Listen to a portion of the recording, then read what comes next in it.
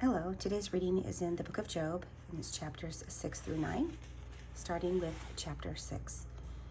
Then Job answered and said, "Oh, that my vexation were weighed, and all my calamity laid in the balances, for then it would be heavier than the sand of the sea. For the arrows of the Almighty are in me. My spirit drinks their poison. The terrors of God are arrayed against me. Does the wild donkey bray when it has grass, or the ox low over his fodder? Can that which is tasteless be eaten without salt? Or is there any taste in the juices of the mallow? My appetite refuses to touch them. They are food that is loathsome to me. Oh, that I might have my request, and that God would fulfill my hope, that it would be please God to crush me, and that he would let loose his hand and cut me off. This would be my comfort. I would even exult in pain unsparing, for I have not denied the words of the Holy One. What is my strength that I should wait? And what is my end that I should be patient? Is my strength the strength of stone, or is my flesh bronze? Have I any help in me when resource is driven from me? He who withholds kindness from a friend forsakes the fear of the Almighty. For my brothers are treacherous as a torrent bed, as torrential streams that pass by, which are dark with ice. And where the snow hides itself, when they melt, they disappear. When it is hot, they vanish from their place. The caravans turn aside from their course. They go up into the waste and perish. The caravans of Tema look. The travelers of Sheba hope. They are ashamed because they were confident. They come here and were disappointed. For you now become nothing. You see my calamity and are afraid. Have I said, make me a gift, or from your wealth offer a bribe for me, or deliver me from the adversity's hand, or redeem me from the hand of ruthlessness? Teach me and I will listen. Make me understand how I have gone astray. How forceful are upright words. But what does reproof from you reprove? Do you think that you can reprove words when the speech of the despairing man is wind? You would even cast lots over the fatherless and bargain over your friend. But now be pleased to look at me, for I will not lie to your face. Please turn, let not injustice be done. Turn now, my vindication is at stake. Is there any injustice on my tongue? Cannot my palate discern the cause of calamity? Chapter 7. Has not man a hard service on earth, and are not his days like the days of the hired hand, like a slave who longs for the shadow, and like a hired hand who looks for his wage? Am I allotted months of emptiness, and nights of misery are appointed to me? When I lay down, I say, when shall I arise? But the night is long, and I am full of tossing till the dawn. My flesh is clothed with worms and dirt. My skin hardens, then breaks out afresh.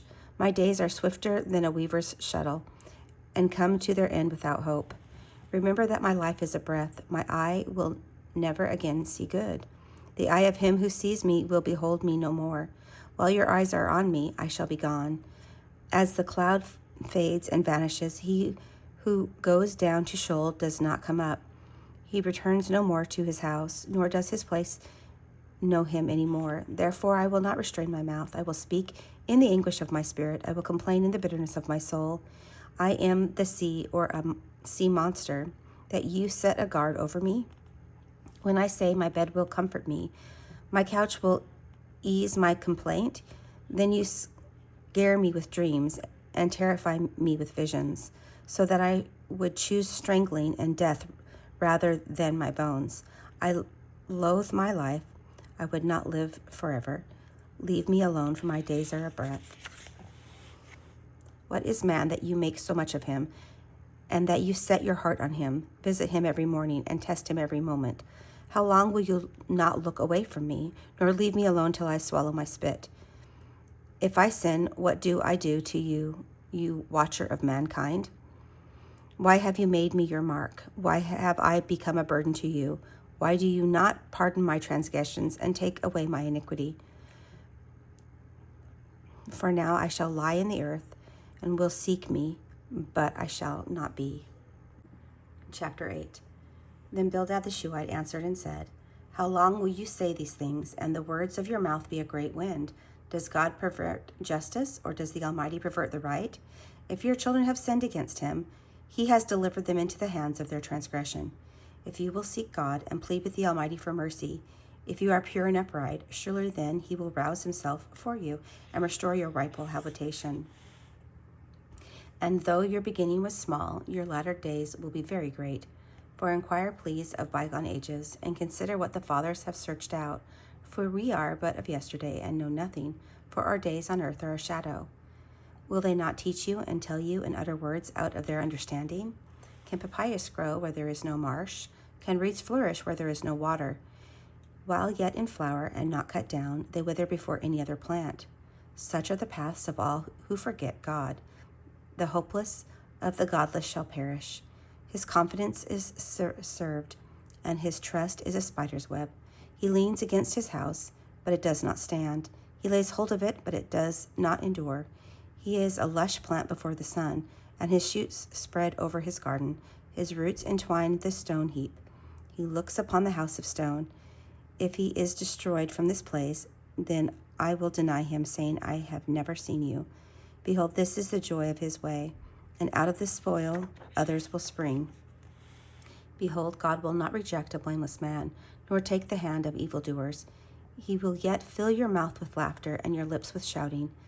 Those who hate you will be clothed with shame, and the tent of the wicked will be no more. Chapter 9. Then Job answers and said, Truly I know that it is so, but how can a man be in the right before God? If one wished to contend with him, one could not answer him once in 1,000 times. He is wise in heart and mighty in strength. Who has hardened himself against him and succeeded? He who removes mountains and they know it not. When he overturns them in his anger, who shakes the earth out of its place and its pillars tremble? Who commands the sun and it does not rise? Who seals up the stars? Who alone stretched out the heavens and trampled the waves of the sea? Who made the bear and Orion, the Pleiades and the chambers of the south? Who does great things beyond searching out and marvelous things beyond number? Behold, he passes me by, and I see him not. He moves on, but I do not perceive him. Behold, he snatches away. Who can turn him back? Who will say to him, What are you doing? God will not turn back his anger. Beneath him bowed the helpers of Rahab. How then can I answer him, choosing my words with him? Though I am in the right, I cannot answer him. I must appeal for mercy to my accuser. If I summoned him and he answered me, I would not believe that he was listening to my voice. For he crushes me with a tempest and multiplies my wounds without cause. He will not let me get my breath, but fills me with bitterness. If it is a contest of strength, behold, he is mighty. If it is a matter of justice, who can summon him? Though I am in the right, and my own mouth would condemn me. Though I am blameless, he would prove me perverse. I am blameless, I regard not myself. I loathe my life. It is all one, therefore I say, he destroys both the blameless and the wicked. Then disaster brings sudden death. He mocks at the calamity of the innocent. The earth is given into the hands of the wicked. He covers the face of its judges. If it is not he, who then is it? My days are swifter than a runner. They flee away. They see no good. They go by like skiffs of reed, like an eagle swooping on its prey. If I say I will forgive my complaint, I will put off my sad face and be of good cheer, I become afraid of all my suffering. For I know you will not hold me innocent. I shall be condemned.